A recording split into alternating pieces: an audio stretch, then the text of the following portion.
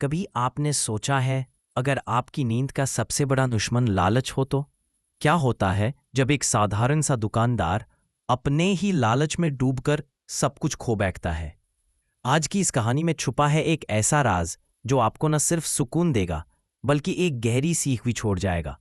तो आइए चले इस सफर पर, लालची दुकानदार की अनसुनी कहानी के साथ। उससे पहले, अगर आप इस चैनल पे नए हैं तो आपसे गुजारिश है कि आप कृपया करके इस चैनल को सब्सक्राइब कर लें, और आपको अच्छी नींद आए तो आप अगली सुबह सबसे पहले उठाकर इस वीडियो को लाइक कर लें। मैं इस तरह की वीडियो हर रोज लाता रहता हूं। मुझे पता है इस स्ट्रेस भरी दुनिया में हर कोई चाहता है सुकून की नींद। सोना तो ये आप मुझ पर छोड़ दो, बस आप ईयरफोन डालो और आंख बंद कर लो। ये स्टोरी आपको सच में सुकून देने वाली है। तो चलिए इस स्टोरी को शुरू करते हैं। बहुत समय पहले एक छोटे से कस्बे में एक दुकानदार रहता था। उसका नाम था गोपाल दास। बाहर से देखने पर वह एक साधारण इंसान लगता, लेकिन उसके दिल में लालच का सागर भरा हुआ था। उसकी दुकान मसालों और अनाज से भरी रहती। लोग कहते गोपाल दास की दुकान पुरानी है, भरोसेमंद होगी। लेकिन उन्हें क्या पता था कि उस दुकान की हर बोरियों के अंदर छुपा था धोखा। गोपाल दास अपने ग्राहकों से मीठे मीठे बोल बोलता, भाई साहब यहाँ का सामान सबसे शुद्ध है, और वहीं पीछे चावल में छोटे छोटे पत्थर, चीनी में नमक और दाल में मिट्टी मिला देता। उसकी चालाक निगाहें कहती, थोड़ा थोड़ा मिलाने से किसी को पता नहीं चलेगा, लेकिन मेरा मुनाफा आसमान छू लेगा। इसी कस्बे में एक गरीब किसान था, रामू। ईमानदारी उसका सबसे बड़ा हथियार था।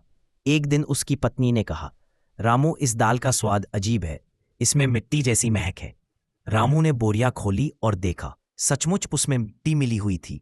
उसने ठान लिया, अब बहुत हो गया। यह दुकानदार अगर ऐसे ही लोगों को लूटेगा तो किसी दिन बड़ा अनर्थ होगा।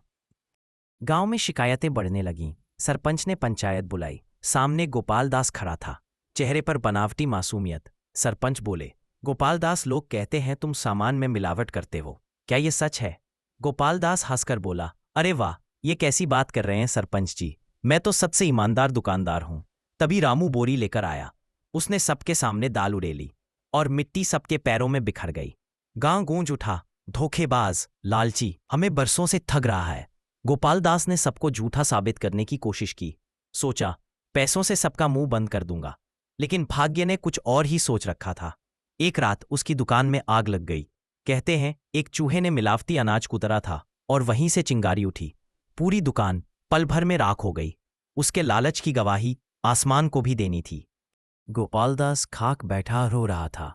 उसने चारों ओर देखा, न कोई ग्राहक, न कोई मददगार। जिसे उसने धोखा दिया था वही लोग अब दूर खड़े तमाशा देख रहे थे। तभी रामू उसके पास आया और बोला, देखा गोपालदास, ईमानदारी ही असली धन है। लालच का अंजाम हमेशा विनाश होता है। गोपालदास की आंखों में आंसू आ गए। उसने कसम खाई कि अब कभी किसी को धोखा नहीं देगा।